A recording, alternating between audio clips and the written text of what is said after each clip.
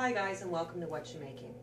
The past couple of weeks in the shop I've been working on this Cyclone dust collector. This was an interesting build for me because I've never made anything that was in essence a tool. The only things that I've ever built have been little wooden boxes or small woodworking projects, and I've done some construction work, but I've never made something that was mechanical in essence. So the couple of things that I didn't get to cover in the video were that down here on the bottom of this duck piece that I bought, there's a cap on it. And the purpose to that is this is going to be going into its own station. This will be housed at the end of my bench. I'm going to make a new station back there. And it will have no table underneath of it. So what will happen is this cap pops off and then the debris can just siphon down through this tube and go into a garbage can. So that's one thing I couldn't show because I haven't built the station yet. The other thing is this whole system is going to be hardwired or hard tubed into a vacuum system that I'm going to be putting tubes all through my bench here that will have ports that come out and go to the different machineries that I want to operate. So those were the two main things that I didn't get to cover. The other thing is I know that building this out of a 2x8 is overkill. I understand that. The whole point of this project was I wanted to use up some materials that are in the shop that I already had readily available on hand, and just to see whether or not I could actually build this thing and whether it would work. Also, what I wanted to say is I really appreciated the feedback that we've been getting off of the YouTube channel and the support we've received from the woodworking community. It's absolutely amazing, and I'm shocked to say the least, but I appreciate it. I genuinely appreciate it because the comments that people have been leaving me and the constructive criticisms that I've received have only helped to make me a better woodworker. So for that, I thank you very much. In any case, without any further ado, enjoy the video. Hopefully you like it, and if you do, don't forget to like and subscribe. We'll see you next time.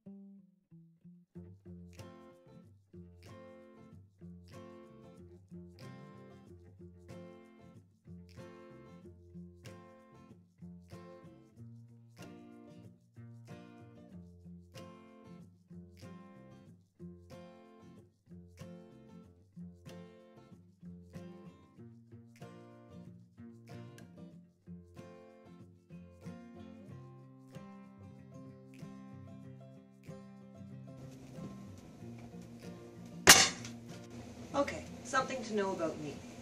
Things that I will not do in my shop, or things that I will not do in general, are things that I consider to be inherently dangerous. I don't do electrical work because I'm afraid of it, and I'm smart enough to know that. And I don't do plumbing because I don't understand it and I don't want to leak. So those are the two things that I won't do.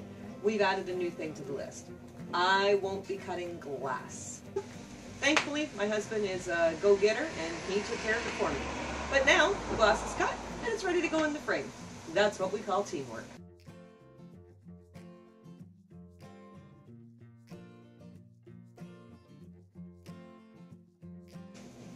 I'm not up to Chad's level yet of, the bench flick.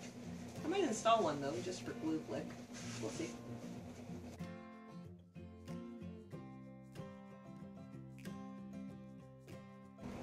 Now I'm going to let this dry, put a little silicone on it to set the glass so that it doesn't wiggle and wobble. It's not too bad, but it does wiggle a little bit.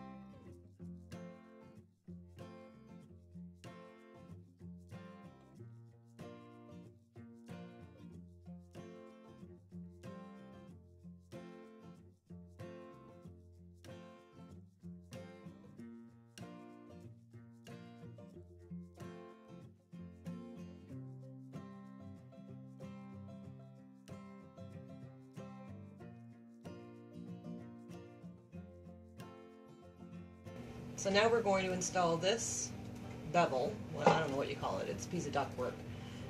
We're going to install this into the base, and I've put in some draft stop sticky tape stuff.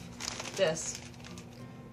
I put some of that in here just so that when this gets in here and sunk down, I'm going to screw it down, and when it's down in there, I'm hoping that that will seal up any air gaps that are in there. Gonna find out.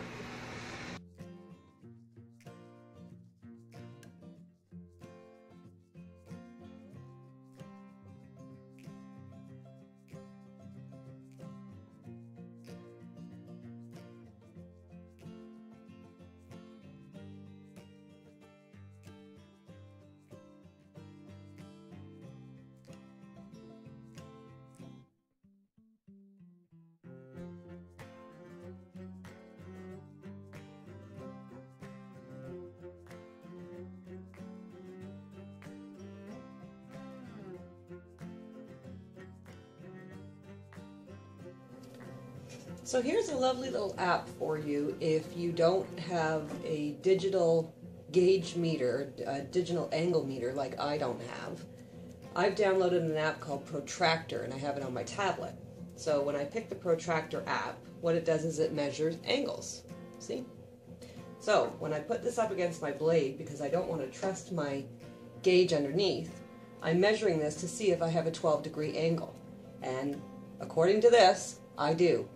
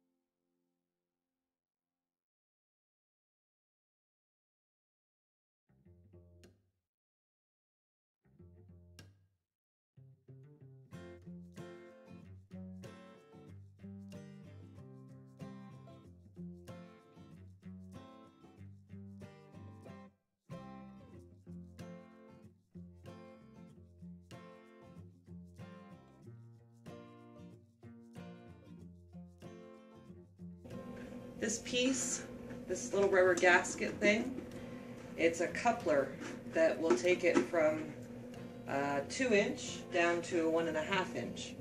So since my import from my vacuum, my shop vac, is 2-inch, and the output to the central vac that I'm about to put in is 1.5, this coupler is what's going to make it happen, plus it's rubber, which is fantastic because it will seal. And I can just put a little bit of silicone around that. Bob's your uncle.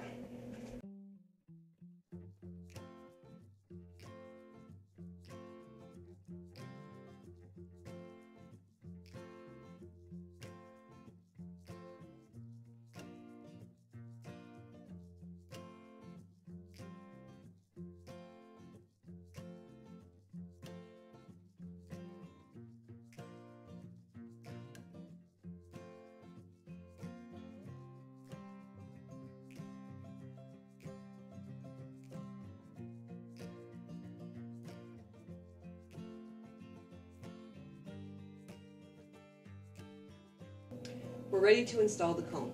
I've cut a piece of this rubber matting, the same rubber mat that I have in here. I've cut a piece to go around the edge of the cone so that when I set it down into here, I can screw into this, and that should seal up any air gaps from the hole that I leave into the top. Let's see.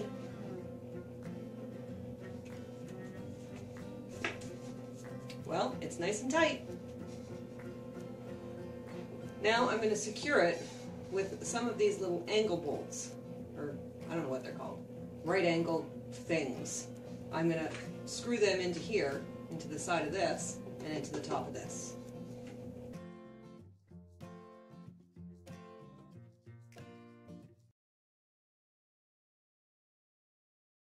So, here's how it looks now that it's bolted down.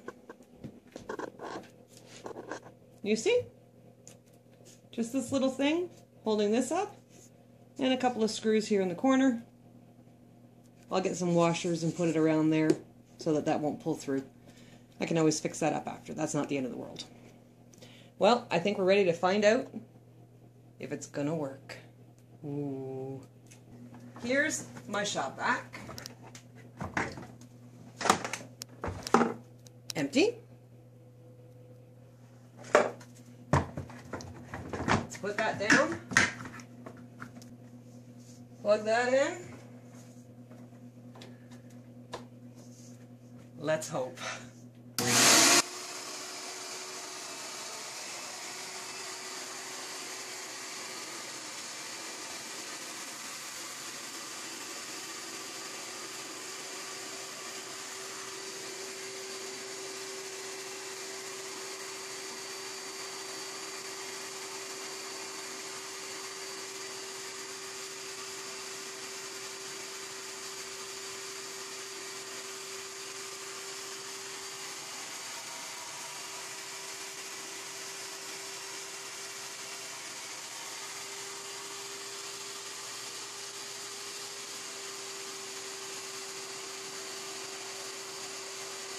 Okay, let's see what ended up in the vacuum.